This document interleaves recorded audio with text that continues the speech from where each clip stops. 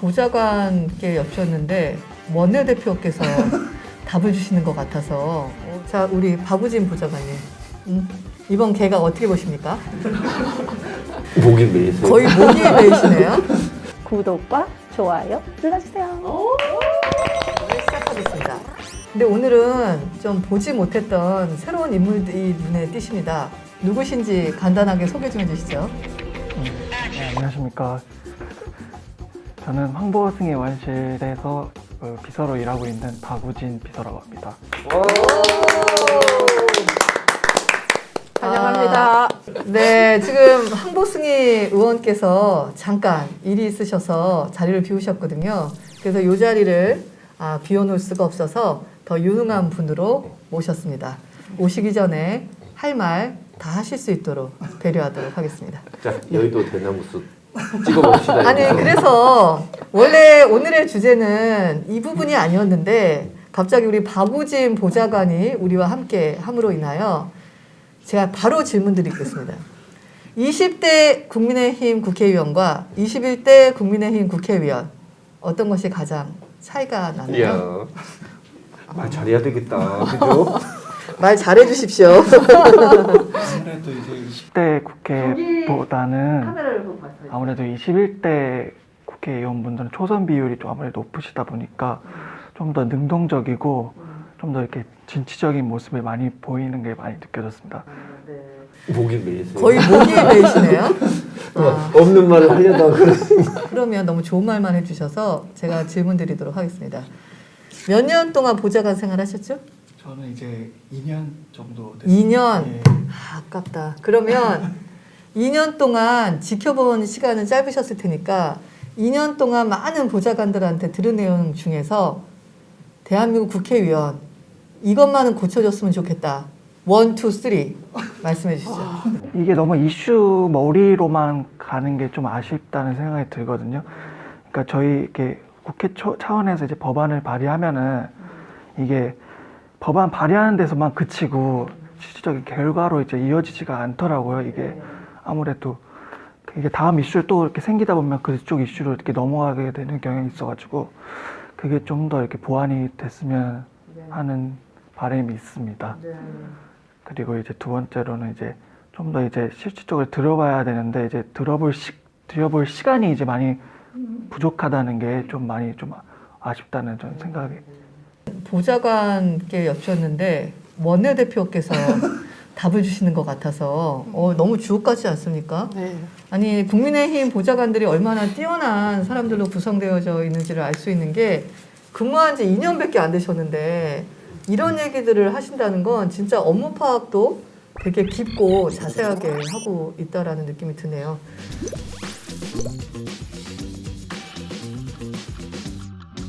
오늘의 주제는 개각입니다. 얼마 전 문재인 정권 말기에 개각이 단행이 됐는데요. 그 중에서도 가장 큰 이슈가 부엉인데요. 어떻게 부엉이들을 이 타이밍에 넣는지 전 정말 어이가 없는 것 같습니다. 뭔가 전문성이 중시돼야 될 시기이고 위기를 돌파하는데 선제적인 활동을 해야 되는 상황에서 측근 내각으로 이번에 꾸려진 것이 가장 큰 문제점이라고 보아지고 있는데요. 이번 내각 개편 어떻게 보시는지 국민들께 어떤 정책적 서비스를 할 것이냐 하는 부분은 거의 고려되지 않았고요. 제가 봤을 때는 문재인 대통령의 레임덕을 방지하기 위한 저는 개각에 중요 포인트를 두고 있지 않았나 그렇게 생각을 하고 있습니다. 벌써 저는 인지를 하고 있는 것 같아요. 이번 정권에서. 벌써 대통령의 레임덕을 걱정하고 있구나 하는 거를 저는 장관 추천을 하는 걸 보면서 그 사인을 오히려 받았습니다. 네임덕이 왔다라는 것을 인정하는 개각이었다라는 얘기 주셨고요. 우리 윤지원 의원님 어떻게 보십니까? 객관적으로 정권이 이 후반기 또는 후반기 중에서도 후반기에 오다 보면 당연히 장악력이 떨어질 수밖에 없습니다. 그래서 그 장악력을 높이기 위해서 가까운 사람, 자기의 측근을 통해서 조직을 좀 더 강력하게 단속하겠다는 뭐 그런 의미가 들어있는데 성공하냐 실패하냐 뭐 그거는 별도의 문제겠죠. 자, 우리 박우진 보좌관님. 이번 개각 어떻게 보십니까? 잘 보셨습니까?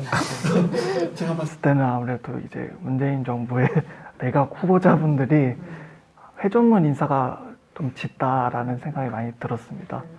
아무래도 이제 쓰던 사람들을 계속 기용하고 이러다 보니까 아무래도 정책 기조에도 큰 변함이 생기질 않는 것 같고요.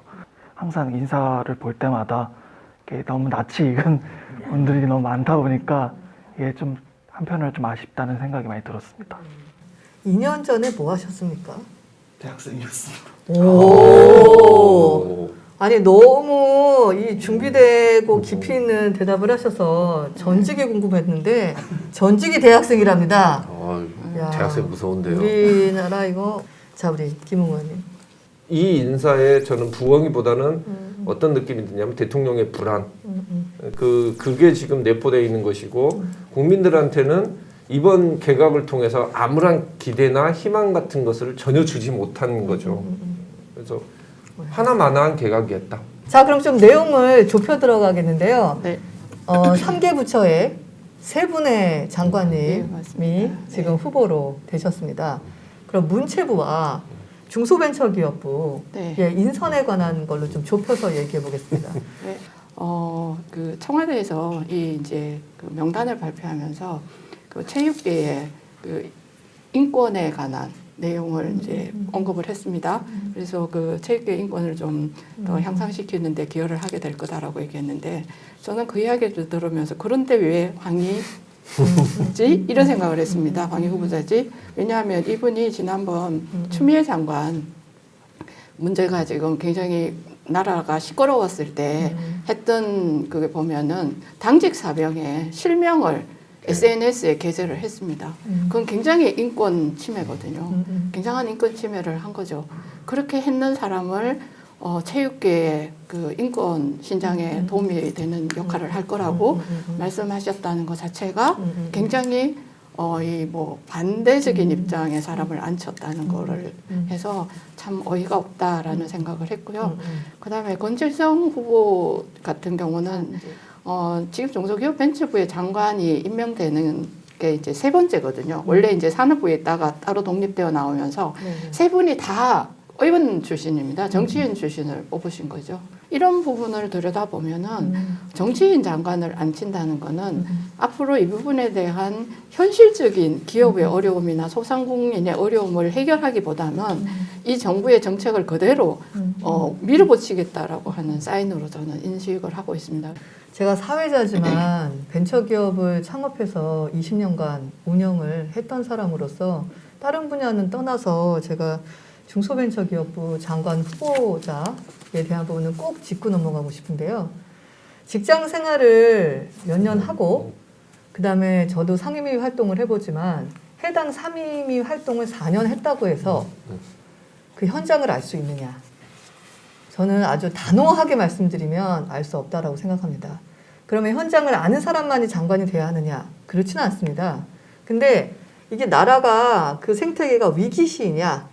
아니면 호황이어서 다음 세대를 준비를 해야 되느냐에 따라서 전 달라지는데요.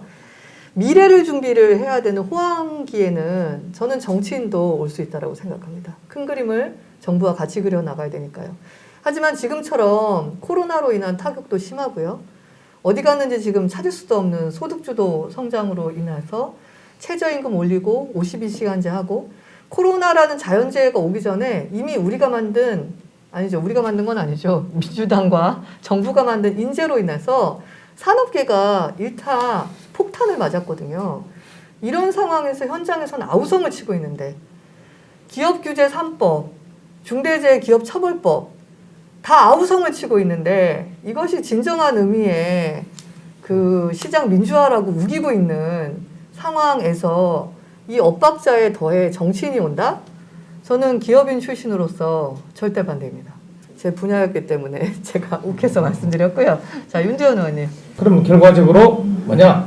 정권 끝에 측근 챙기기의 성격이 더 강하니 정치인 장관을 발탁하는 그 근본 취지가 살 수 있을까? 어렵다고 보는 거죠. 그래서 우리가 다 같이 걱정하는 문제일 것 같습니다. 그리고 늘 이야기하는 부분이 그 이제 국회의원 여당 소속 의원들을 발탁하면서 국정 이해도가 높다라고 이야기하는데 국정 이해도가 높으면 정권 초창기에 하시지 왜 정권 끝에 하세요? 아니잖아요.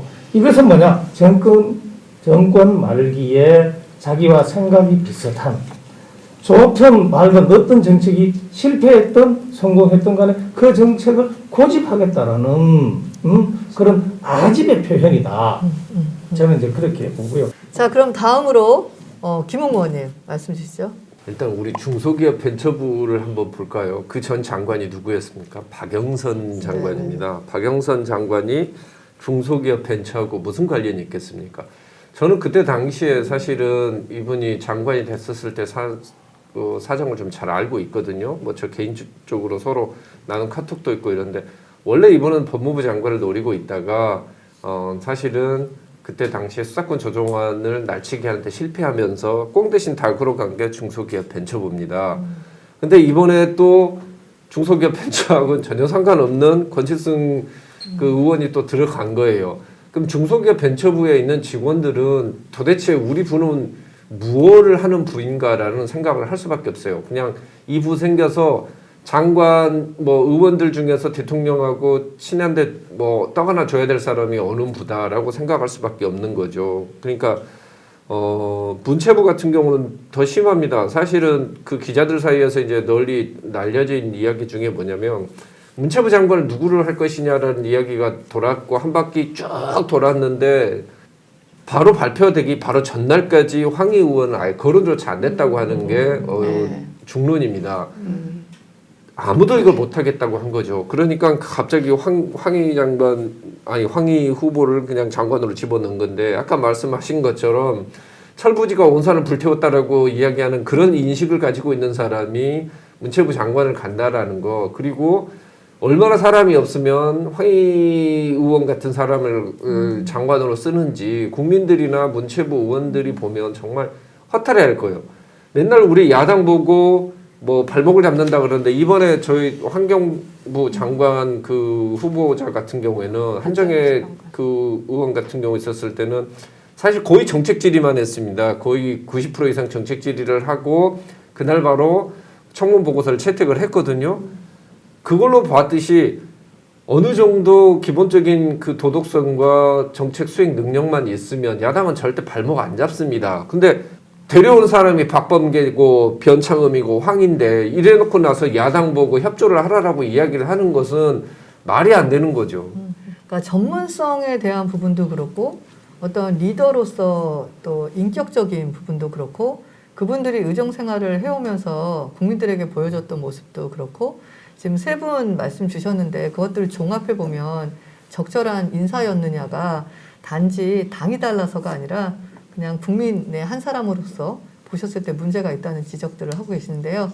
자, 웰컴합니다. 우리 황보승 의원님. 유진 씨 잘하고 갔죠? 네, 아주 잘하고 갔습니다. 아주 잘했어요. 이분 자타공인 도시공학 전문가시고 또 지금 활동하시는 것도 국토위셨고 무슨 맥락이 있어야 되는데 너무 아무 맥락 없이 문체부에 그렇죠. 뭐 맥락이란 황희, 권칠승 의원님 두 분 다 이제 부엉이 모임의 핵심이시죠. 박범계 의원님까지. 근데 너무 이 정부는 진짜 본인들을 지지하는 소위 이제 내 편만 돌려막기 인사를 하고 있는 것에 끝판이다 이런 생각이 들고요. 뭐 권칠승 의원님 역시도 부엉이 모임에 있다는 것뿐이고 이분이 민주당 사무처 출신이시고 지금 복지위에 또 계신 분이세요. 과연 이게 상식적이고 합리적이고 이 방대한 업무를 책임질 주무부처의 장관으로서 그래도 어느 정도 기대는 할 수 있어야 되는데 뭐 큰 기대는 없습니다.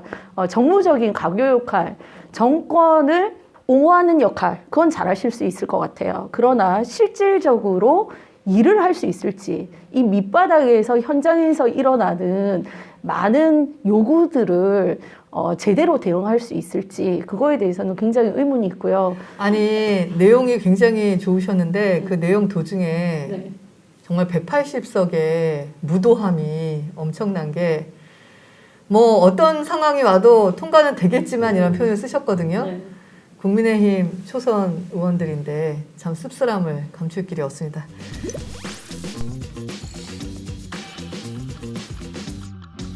자, 방송을 마무리하면서 지금 좋아요 클릭 수가 생각만큼 안 올라오고 있습니다. 이런 식이면 머리를 깎던가 아니면 뭘 이렇게 지지던가 이제 이런 상황이 와야 될 것 하실 같은데요. 거예요? 아니, 저는. 그래서 마지막으로 여러분들의 각오를 지금까지 했던 토론 주제와 다르게 마지막 각오를 확실히 듣고 가보도록 하겠습니다. 오늘은 제가 배를 그만하라는 벨이 아니라 이거 많이 울리면 점수 좋은 겁니다. 자, 약체들 이들은 물러날 순 없다. 어떤 각오들이 있으신지 한번 말씀해 주시죠. 네. 자, 우리가 시작은 미미 하나 끝은 창대하리라 라는 말을 되새기면서 오늘 구독과 좋아요 조금 모자라는 데 대해서 너무 좌절하지 말고 세게 하세요. 세게 파이팅! 화이팅! 화이팅! 저희 100만 구독자, 뭐 오래 걸리지 않을 거라고 생각합니다. 그리고 제 목표는 여기서 1순위로 잘리지 않도록 최선을 다하도록 하겠습니다. 구독과 좋아요 눌러주세요. 자, 마무리. 뭔줄 알고. 아, 너무 잘했어. 마무리 지금 올라가 상승기로 하고 있는데 잘 마무리 아니 해주세요. 저기 유튜브라는 게 이게 바다 같은 데라서 이런 걸 원하시는 분들은 꽤 많지만 이런 방송이 있는 걸 잘 모를 거예요. 그게 잘 모르는 건데 우리는 진심을 보이면 저는 국민들이 믿어줄 거라고 생각을 해요. 맞습니다. 진정성. 제 생각에는 조만간 강적방송국 나가시잖아요. 네. 그러면 국민의힘 김웅입니다라고 얘기하지 마시고 약체들의 김웅입니다.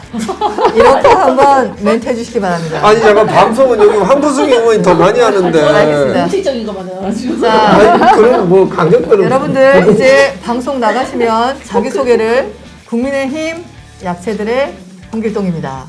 향단입니다. 이렇게 해주시기 바랍니다. 많이 시청해 주셔서 감사드리고요. 점점 멋지고 유익하고 의미 있는 방송으로 찾아뵙도록 하겠습니다. 시청해 주셔서 감사합니다. 감사합니다. 감사합니다. 네. 못 봤어요.